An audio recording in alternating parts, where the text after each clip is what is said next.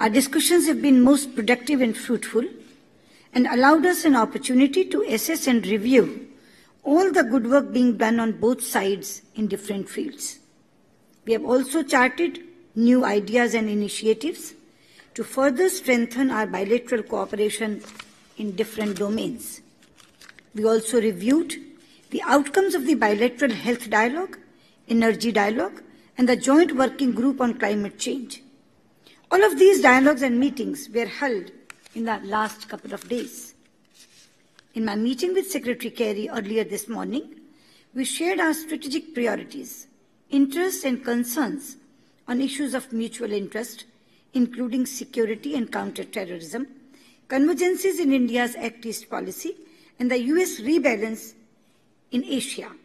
Secretary Kerry and I agreed to work towards forming India's membership of APEC.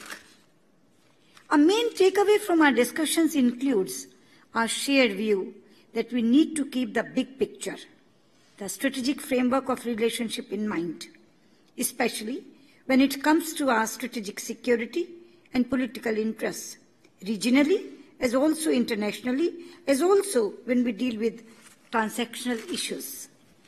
We also talked about creating new substantive underpinnings to deepen bilateral engagement, including in the fields of defense, security, cyber, energy, climate change, science and technology, space, health, and other areas of economic development.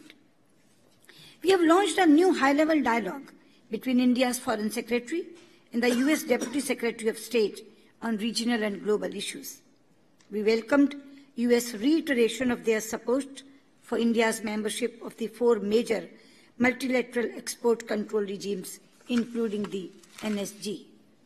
We spoke of India's aspiration for greater participation in Internet governance organizations such as ICANN and related bodies. We agreed to convene our Track 1.5 program to further cooperation on Internet and cyber issues in this regard. We have agreed to step up our cooperation in fighting the menace of terrorism.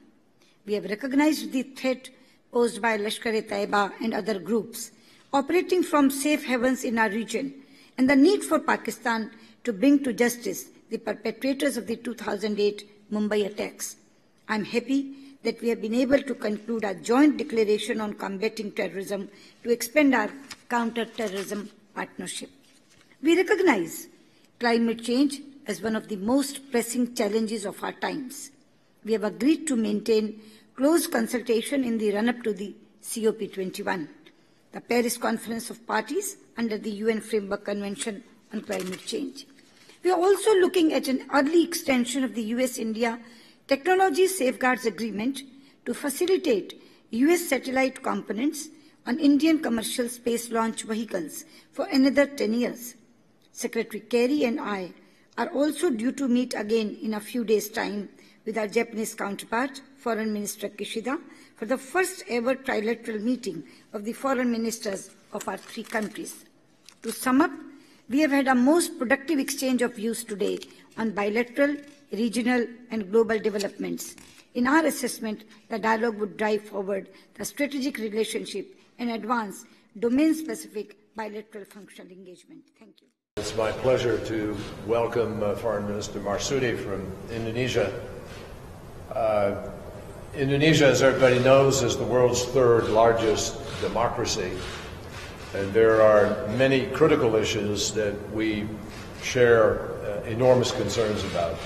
We're working very closely on any number of economic relationships.